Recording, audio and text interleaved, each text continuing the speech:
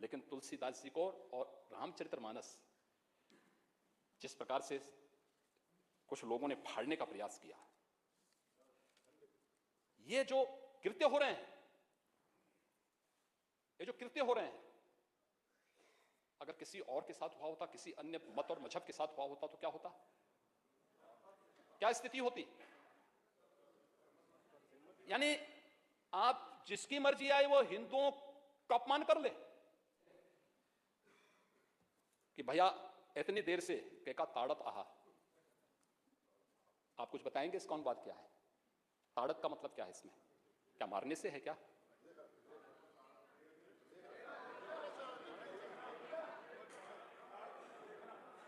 देखने से है न हो। अरे फिर अध्यक्ष महोदय आपसे संरक्षण है, क्योंकि आपने मुझे रोका था, याद है आपको? गवर्नर हाउस के नहीं बोल सकते, मैंने नहीं बोला। आउट ऑफ कॉन्टेक्स्ट नहीं बोलना चाहिए, आउट ऑफ कॉन्टेक्स्ट भाषण नहीं होना चाहिए। अध्यक्ष मेरा आपसे यही निवेदन है। भैया मोरे लड़कन को ताड़े रखियो,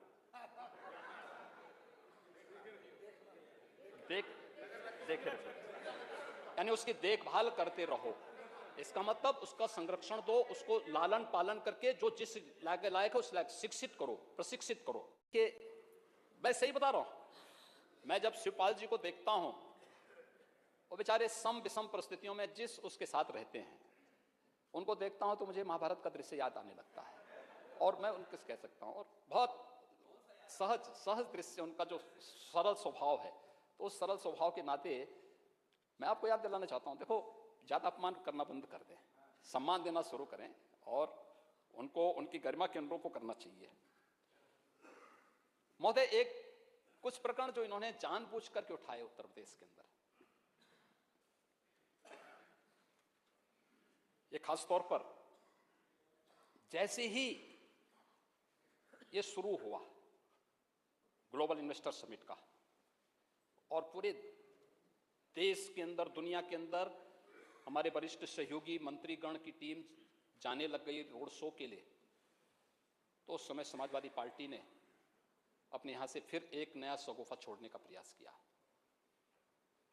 और था मध्यकाल के एक बहुत प्रसिद्ध धार्मिक ग्रंथ को लेकर के, श्री रामचरितमानस को लेकर के, तुलसीदास जी को लेकर के।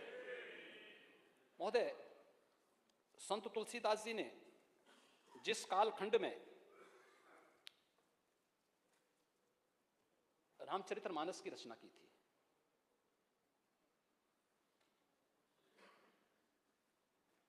उन जैसा साधक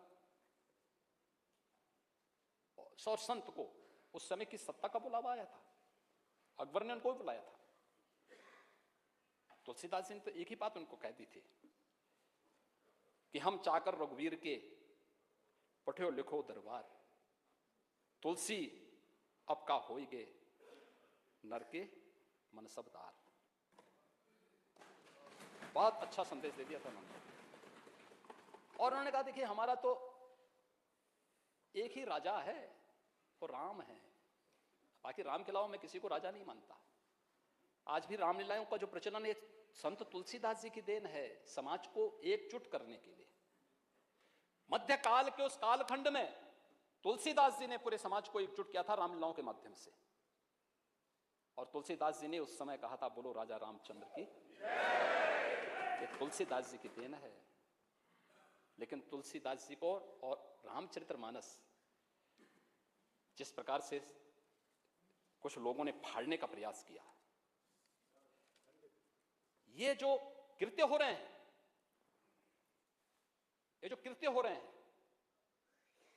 अगर किसी और के साथ हुआ होता, किसी अन्य मत और मजहब के साथ हुआ होता तो क्या होता, क्या स्थिति होती? यानी आप जिसकी मर्जी आए वो हिंदुओं का अपमान कर ले, जिसकी मर्जी आए वह शरारत कर ले, अपने अनुसार शास्त्रों की विवेचना कर ले। आप पूरे समाज को अपमानित करना चाहते हैं। महोदय, मैं मॉरिशस गया था। मॉरिशस के प्रवासी भारतीय दिवस के कार्यक्रम में मैं गया था।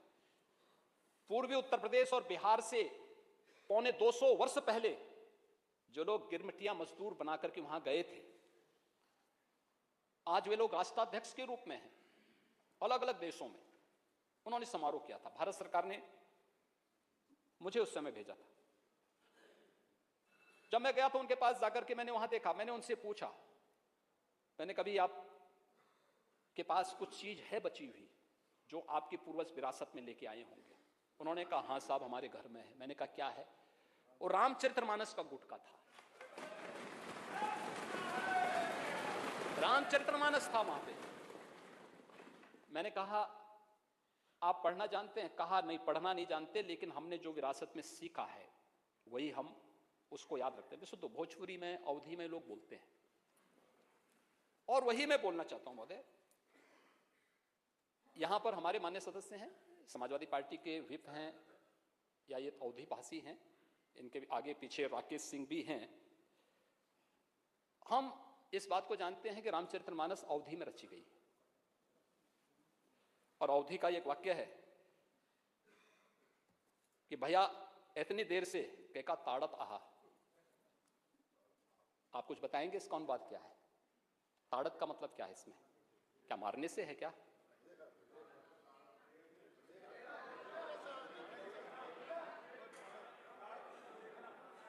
देखने से है न हो। अरे फिर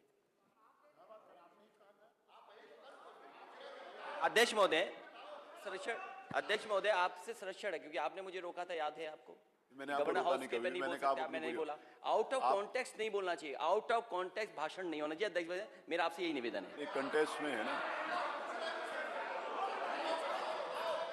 इसमें माननीय अध्यक्ष जी, जब नेता विरोधी दल बोल रहे थे, हाँ तो कोई मुझे तो क्रिकेट का विषय जो आया वो क्या आउट ऑफ कॉन्टेस्ट नहीं था क्या? वो भी आउट ऑफ कॉन्टेस्ट था। ये अपने आप में नहीं, ये टोकना नहीं चाहिए ये बात। एक जब नेता प्रतिपक्ष बोल रहे थे किसी ने भी नहीं टोका, माननीय मुख्यमंत्री जी बोल रहे हैं, बाकी ये टोकना नहीं चाहिए बार बार। महोदय दूसरा है, हमारे बुंदेलखंड से मान्य सदस्य कितने हैं? थोड़ा हाथ खड़ा करेंगे सब लोग बुंदेलखंड के। हाँ बैठे। महोदय बुंदेलखंड, संत तुलसीदास जी का जो जन्म हुआ था वो आज के चित्रकूट जनपद के अंदर राजापुर गांव में हुआ था, और वहां पे अगर आप देखेंगे बुंदेलखंडी में अगर हम बात करेंगे,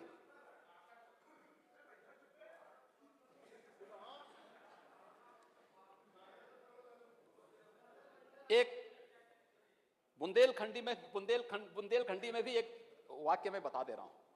देखिए शब्द वही है, भैया मोरे लड़कन को ताड़े रखियो।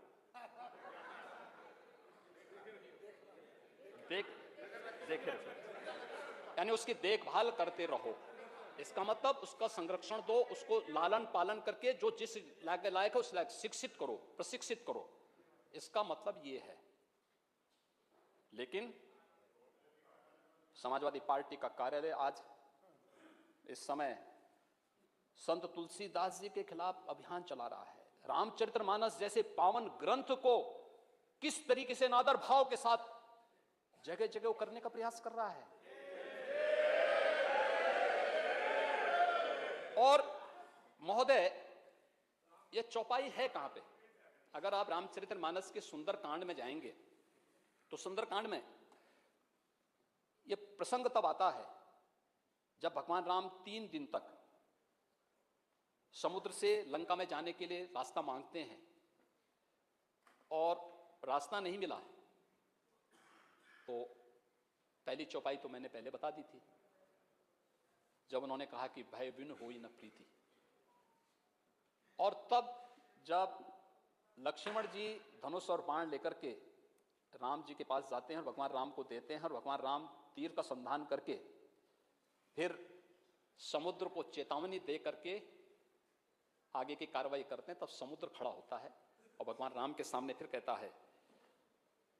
महोदय ये वही पंक्ति है, प्रभु भल कीन मोई सिख दिन ही मर्यादा पुनि तुम्हारे कीन ही, ढोल गंवार सूत्र पशुरानी सकल ताड़न के अधिकारी।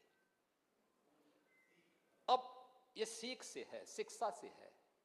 तो मैंने शुरू में इसी बात को कहा ना, ये विरासत में नहीं मिलती।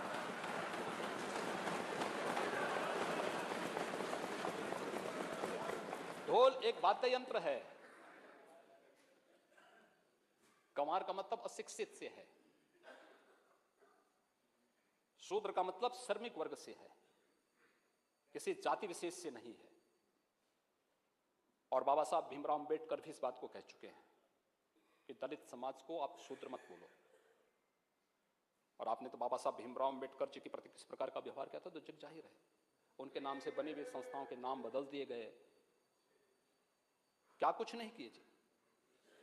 आपने तो घोषणा भी की थी कि हम आएंगे तो बाबा साहब भीमराव के अंबेडकर के सारे स्मारकों को हटा देंगे, टेंट हाउस खोल देंगे, वहां पे मैरिज हॉल खोल देंगे। घोषणा भी तो कर रहे थे आप। आज सामाजिक न्याय की बात करते हैं। और नारी का मतलब स्त्री से है, मातृसत्ता से है। मध्यकाल में जब यह रचा गया था उस समय महिलाओं की स्थिति क्या थी? रामचरितमानस की रचना जिस कालखंड में हुई थी उस समय महिलाओं की स्थिति क्या थी? किसी से छुपा हुआ नहीं है। बाल विवाह जैसी विकृतियां भी उसी समय पनपी थी। इसलिए पनपी थी क्योंकि जिस प्रकार की शासन सत्ता थी, जिस प्रकार की अराजकता थी, उसको ध्यान में रख करके और उसको इस रूप में लेकर के मैं वही बोलना चाहता हूं कि आखिर विरोधी दल से जुड़े हुए समाजवादी पार्टी, विरोधी दल को मैं दोषी नहीं दे सकता, सॉरी, मैं समाजवादी पार्टी से ही कहना चाहता हूं कि आखिर आप इसके नाम पर, जिस पर उत्तर प्रदेश को गौरव की अनुभूति होनी चाहिए कि राम की धरती है, कृष्ण की धरती है, गंगा यमुना की धरती है, संगम की धरती है,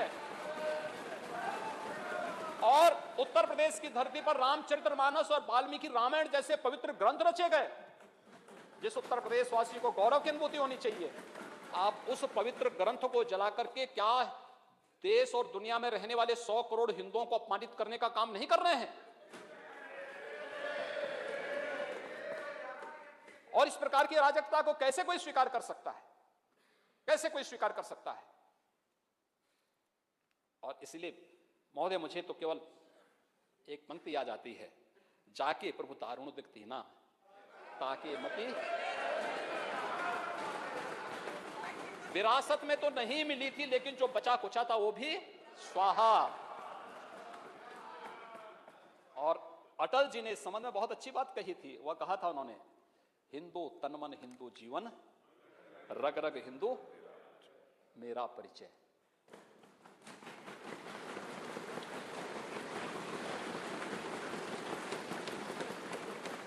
हिंदू कहने में शर्माते, दूध लजाते लाज न आती, घोर पतन है अपनी मां को मां कहने में फटती छाती। जिसने रक्त पिलाकर पाला, क्षण भर उसका भेष निहारो, उसकी खूनी मांग निहारो, बिखरे बिखरे केस निहारो। जब तक दुशासन है बेड़ी कैसे बंध पाएगी, कोटि कोटि संतति है मां की लाज न लुट पाएगी।